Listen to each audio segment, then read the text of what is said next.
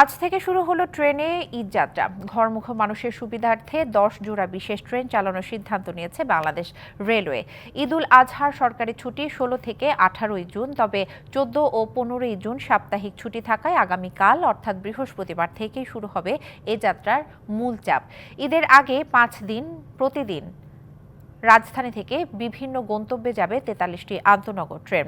দিনে সব মিলিয়ে এগুলো আসন 33,500, লোকাল মেইল কমিউটার সহ সব মিলিয়ে ট্রেন চলবে 69টি। এছাড়া 10 জোড়া বিশেষ ট্রেন চলবে। যাত্রার দিন আন্তনগর ট্রেনের নন এসি 25% স্ট্যান্ডিং টিকিট স্টেশনের কাউন্টারে বিক্রি হচ্ছে।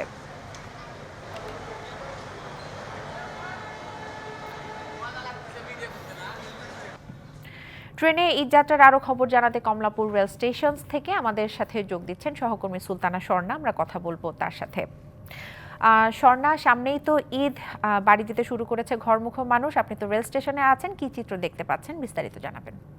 দিশা, আপনি জানাচ্ছিলেন কিছুক্ষণ আগেও যে আসলে ঈদ যাত্রার আজ প্রথম দিনে কিন্তু 10 জোড়া বিশেষ ট্রেন চলবে, এবং তার পাশাপাশি যদি যুক্ত করি, যেহেতু এখন আগে থেকে অনলাইনে টিকিট অধিকাংশই বিক্রি হয়ে যায়, তাই কিন্তু শতভাগ ট্রেনের টিকিট যেহেতু অনলাইনে বিক্রি হয়, আমরা ট্রেন স্টেশনে তেমন কিন্তু ঝুঁকি ঝামেলা দেখিনি, অর্থাৎ টিকিট সংগ্রহের জন্য যে ঝুঁকি ঝামেলা থাকে তা কিন্তু লক্ষ্য করিনি। এবং তার পাশাপাশি যদি যুক্ত করি, আজ কিন্তু ট্রেন স্টেশনের বাহিরেও আমরা পর্যাপ্ত স্কাউট এবং টিটিদের লক্ষ্য করতে পেরেছি।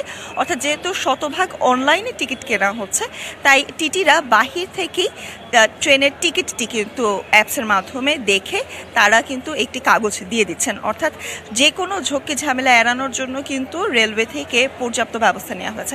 এবং তার পাশাপাশি যদি যুক্ত করি, আপনারা দেখতে পাচ্ছেন অপেক্ষমান মানুষের ভিড়, এবং তার পাশাপাশি 3টি ট্রেন আমরা স্টেশনে লক্ষ্য করতে পারছি। এবং সেই ট্রেনগুলো যদি বলি, সকাল থেকে 11 সিন্দুর প্রভাতী, যেটি কিশোরগঞ্জগামী 7টা 15-তে ছাড়ার কথা, সেটি কিছুক্ষণ আগে ছেড়ে গেছে। এবং তার পাশাপাশি মহুয়া কমিউটার মোহনগঞ্জের 8টা 15-তে যার ছেড়ে যাবার কথা, সেও সময় মতো চলে গেছে।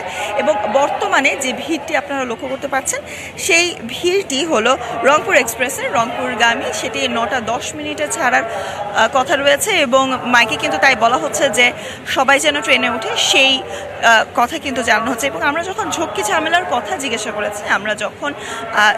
করেছি যারা ট্রেনের যাত্রী আছেন তাদেরকে, তারা কিন্তু আমাদের বারংবার বলেছে যে গত কয়েকবারের তুলনায় এবার এখন পর্যন্ত কিন্তু তাদের তেমন কোনো ঝক্কি ঝামেলা পোহাতে হয়নি। পর্যাপ্ত পুলিশের ব্যবস্থা রয়েছে, তাই আইনশৃঙ্খলা বাহিনী নিয়েও তাদের কোনো আমরা অভিযোগ লক্ষ্য করতে পারিনি। এবং তার পাশাপাশি ট্রেনের রেলওয়ের পক্ষ থেকেও তারা যথেষ্ট সহায়তা পেয়েছে বলে কিন্তু আমাদেরকে জানিয়েছে। তবে এখন পর্যন্ত আমরা ট্রেনের ছাদে কিংবা অতিরিক্ত যাত্রী বোঝাই করার কিন্তু আমরা এখনো ব্যবস্থা দেখিনি। দিশা, আসলে ফিরে যেতে চাই আপনার কাছে আবার। স্বর্ণা, আপনাকে ধন্যবাদ।